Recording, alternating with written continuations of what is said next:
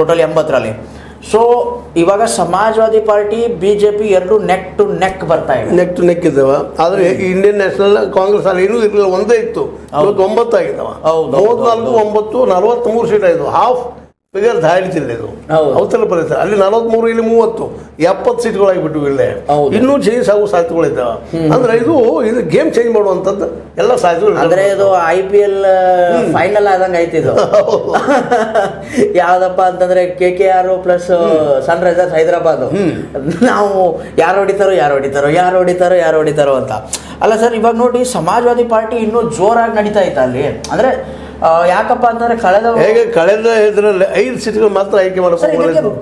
UPಯಲ್ಲಿ ಈ ರೀತಿ ಅಂದ್ರೆ ಏನಂತಾರೆ ನೀವು, ಬಿಜೆಪಿಗರದು ಒಂದು ಗಳ ಅಂತ ನಾವು ಕರಿತೀವಿ, ಗಡ್ ಅಂತ ಕರಿತೀವಿ, ನಾವು ಕರಿತಿದ್ವಿ, ಈಗಲೂ ಕೂಡ ಕರಿತೀವಿ. ಏನಕ್ಕಪ್ಪ ಅಂತಂದ್ರೆ ಅಲ್ಲಿ ಯೋಗಿ ಆದಿತ್ಯನಾಥ್ ಅವರ ಒಂದು ನಾಯಕತ್ವ, ಹಿಂದೂ ಛವಿ ಇರುವಂತಹ ನಾಯಕರು. ಆದರೂ ಕೂಡ ಅಲ್ಲಿ ಈ ಬಾರಿ ಇಷ್ಟೊಂದು ಅಂದ್ರೆ ಏನಂತಾರೆ ನೀವು, ನೆಕ್ ಟು ನೆಕ್ ಕಾಂಪಿಟೇಷನ್ ಕೊಡ್ತಿದ್ದಾರೆ ಸಮಾಜವಾದಿ ಪಕ್ಷದವರು. ಇದಕ್ಕೆ ಕಾರಣ ಏನಂತೀರ ಸರ್? ಇದಕ್ಕೆ ಒಂದೇ ಕಾರಣಪ್ಪ ಅಂದರೆ ಸಮಾಜವಾದಿಯಲ್ಲಿ ನಮ್ಮ ಮಾಯಾವತಿ ಅವರು ಹಿಂಸರ್ತಿದ್ರು.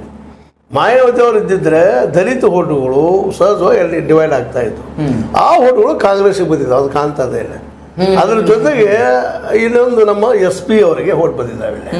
ಅದು ಇನ್ನೊಂದು ಹೇಳ್ಬೇಕಪ್ಪ ಅಂತಂದ್ರೆ ಈ ಬಾರಿ ಕಾಂಗ್ರೆಸ್ ಒಂದು ಸ್ವಲ್ಪ ಚಾಣಕ್ಷತನ ಆಗೈತೆ. ಏನಕ್ಕಂದ್ರೆ ನನ್ನ ಫ್ರೆಂಡ್ ಒಬ್ರು ಮೀರಟ್ನಲ್ಲಿದ್ದಾರೆ.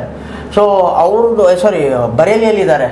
ಸೊ ಬರೇಲಿಯಲ್ಲಿ ಅವರು ಏನು ಹೇಳಿದ್ರಪ್ಪ ಅಂತಂದ್ರೆ ಅಲ್ಲಿ ಕಾಂಗ್ರೆಸ್ ನಿಂತಿಲ್ಲ, ಬರೇಲಿ ಕ್ಷೇತ್ರದಿಂದ ಅಲ್ಲಿ ನಿಂತಿರೋದು ಸಪಾ ಅಂದ್ರೆ ಸಮಾಜವಾದಿ ಪಾರ್ಟಿಯಿಂದ ಏನು ಬಿಫಾರ್ಮ್ ತಗೊಂಡು ಟಿಕೆಟ್ ಅಲ್ಲಿ ಎಲೆಕ್ಷನ್ ನಿಂತವ್ರಲ್ಲ ಅವರು ಮೂಲತಃ ಕಾಂಗ್ರೆಸ್ಸಿಗರು. ಅದ್ರ ಹಿಂದಿನ ದಿವಸ ಅಂದ್ರೆ ಎಲೆಕ್ಷನ್ ಬಿಫಾರ್ಮ್ ಸಿಗೋಕ್ಕಿಂತ ಹಿಂದಿನ ದಿವಸನೇ ಕಾಂಗ್ರೆಸ್ ಅಲ್ಲಿದ್ರು, ಆಮೇಲೆ ಸಪಾಕ್ ಜಾಯ್ನ್ ಆದ್ರು.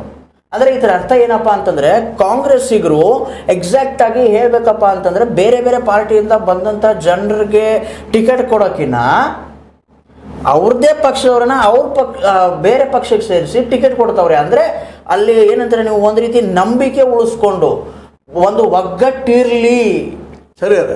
ಈ ಸಲ ನಿಮಗೆ ಇನ್ನೊಂದು ಮಾತು ಹೇಳೋದಪ್ಪ ಅಂತಂದ್ರೆ, ಹಿಂದಿನ ಒಂದು ಅಗ್ರಿಮೆಂಟ್ ಒಪ್ಪಂದಗಳಾಗಿ ಕೂಡಿ ಬಾಳ್ತಿದ್ರಲ್ಲ ಈ ವಿರೋಧ ಪಕ್ಷಗಳು, ಅದಕ್ಕಿಂತ ಇವತ್ತ ಅನಿವಾರ್ಯವಾಗಿ ಸಂಘಟನೆ ಗಟ್ಟಿ ಆಗಿಬಿಟ್ಟಾರ.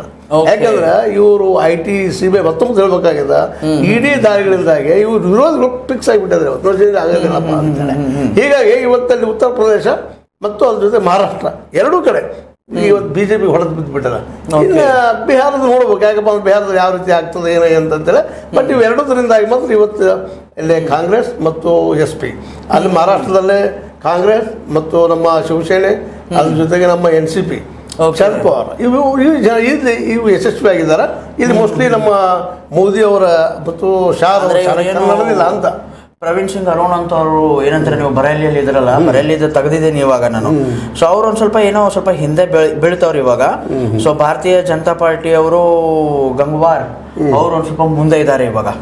ಸೊ ಈ ರೀತಿ ನಡೀತಾ ಐತೆ. ಅಂದ್ರೆ ಇದಕ್ಕೆಲ್ಲ ಒಂದೇನಂತೀರ ನೀವು, ಈ ತಲೆ ರಾಹುಲ್ ಗಾಂಧಿ ಅವ್ರದ ಇಲ್ಲಪ್ಪ ಅಂತಂದ್ರೆ ನಮ್ಮ ಹಿರಿತಲೆ ಕರ್ನಾಟಕದ ಹಿರಿತಲೆ ಮಲ್ಲಿಕಾರ್ಜುನ್ ಖರ್ಗೆ ಅವ್ರದ ಇರ್ಬೋದು. ಮಲ್ಲಿಕಾರ್ಜುನ್ ಖರ್ಗೆ ಅವರು ಜಾಣ ಇರ್ಬೋದು, ಅನುಭವದ ಸಾಕಷ್ಟು. ಜೊತೆಗೆ ರಾಹುಲ್ ಅವರು ಈ ಒಂದು ಪಾದಯಾತ್ರೆಯಿಂದ ಬಹಳಷ್ಟು ಒಂದು ನಾಲೆಜ್ ಪಡ್ಕೊಂಡ್ರು.